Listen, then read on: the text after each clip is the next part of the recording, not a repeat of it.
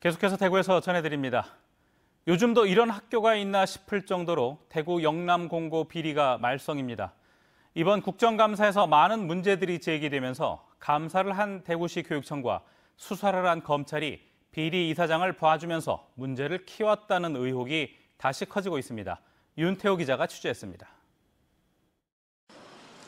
교사 임용 대가로 금품을 받고 수업 중인 여교사를 불러내 교육청 장학관에게 술 접대를 강요하고 기간제 교사에게 임신 포기각서를 쓰게 한 것이 영남공고입니다. 이것 말고도 대구 영남공고 허선윤 전 이사장과 관련한 문제는 다 열거하기조차 힘듭니다. 오죽했으면 대구시 교육청 국정감사에서 중세 왕국이라는 말까지 나왔습니다. 그만큼 대구시 교육청은 감사를 제대로 하지 않았습니다. 참다 못한 여교사가 교육청에 정식으로 민원을 제기했지만 이조차 삭제됐다는 의혹이 새로 나왔습니다. 이 여교사가 민원을 제기했는데 지금 그 민원이 제기한 날짜께 지워졌습니다. 이건요, 대구청이 감사를 받아야 돼요. 대구청이 감사를 할 자격을 갖고 있지 않습니까? 학교 관계자의 성추행 의혹도 제기됐지만 강은희 교육감은 몰랐다는 답변만 내놨습니다. 정식 민원 제기했는 부분이 삭제되었다는 부분은 저도 처음 듣는데요. 이 부분은 정확하게 살펴보겠습니다. 그리고 행정실장이 성추행했다는 부분은 최근 국감에 이르러서 얘기가 된 부분이라서 이 부분은 감사를 못했습니다.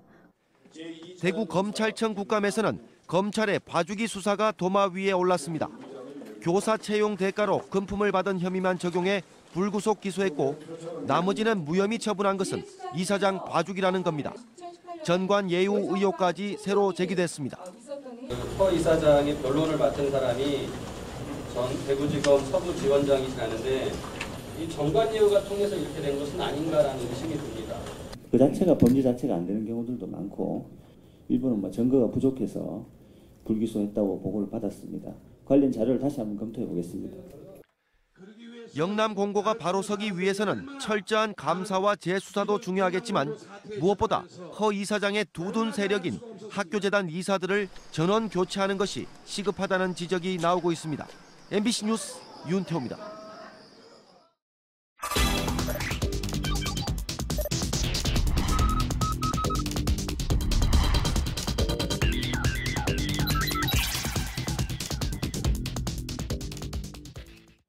네, 대구문화방송이 마련한 기획뉴스 글로벌 스타트업 중심의 가다입니다. 흔히 성공한 스타트업 하면 앞선 기술 기반의 테크 기업을 떠올리는데요. 미국에선 환경, 의료 등 사회적 문제 해결을 위한 스타트업의 가치가 크게 높아지고 있습니다. 정부뿐만 아니라 민간 차원의 체계적인 지원이 이를 뒷받침하고 있는데요. 도성진 기자가 워싱턴 DC 현지에서 취재했습니다. 세계적 스타트업의 요람인 미국 실리콘밸리. 최고의 국방 기술력을 응용한 비즈니스 모델, 빼어난 자연 환경과 스탠퍼드 등 대학과의 유기적 협업 관계가 성공의 핵심 이유였습니다.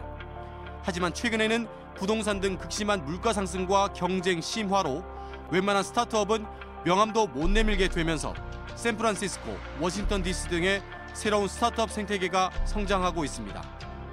워싱턴 DC에 자리 잡은 이곳은 신생 스타트업을 위해 거의 모든 것을 제공하는 비영리 인큐베이터입니다. 5개월, 13개월 코스로 숙식과 전문가 멘토링, 기업 컨설팅을 거쳐 마지막 투자 유치까지 전 과정이 무료입니다. Completely free to them. They live here for free. We give them a living stipend. They get a whole suite of services from our corporate partners, all for free. And basically the goal is teaching them how to weave the social impact into their business models. 이들이 집중하는 건 기술, 돈이 아니라 사회적 문제 해결. 환경, 사회 취약층 건강 등 소셜 임팩트에 관한 아이디어에는 과감한 지원을 쏟아내고 투자로 연결합니다.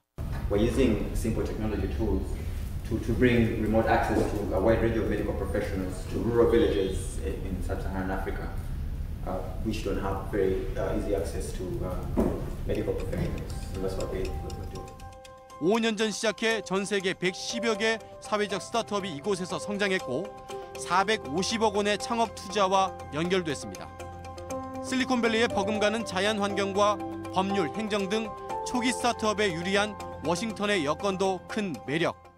DC is a great town to grow your business because it has everything. You know, it has lawyers, it has issue area experts, it has diplomats, it has avenues to every nonprofit, every embassy, every government agency.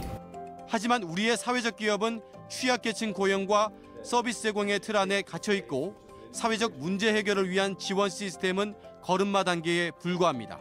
이미 세계적으로 이 소셜 임팩트, 그러니까 사회 문제를 해결하는 것이 특정 분야가 아니고 큰 시장으로 만들어져 있습니다.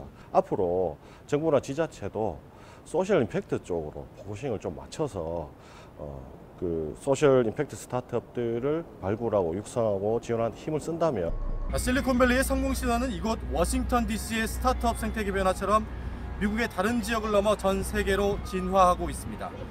우리 지자체의 창업 시스템은 과연 이런 추세를 읽고 있는지, 글로벌 진출에 오히려 장벽이 되고 있지는 않은지 점검이 필요해 보입니다. 워싱턴에서 MBC 뉴스 고승길입니다.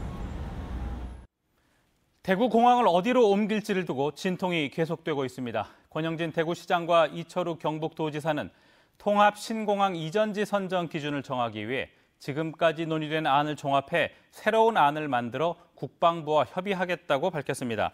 이는 시도가 만든 중재안을 당사자 가운데 하나인 군의군이 수용할 수 없다며 거부했기 때문입니다. 새로운 안에는 주민투표 방식과 대구 경북 시도민에게 이전지 선호도를 묻는 여론조사 결과가 반영될 것으로 보입니다.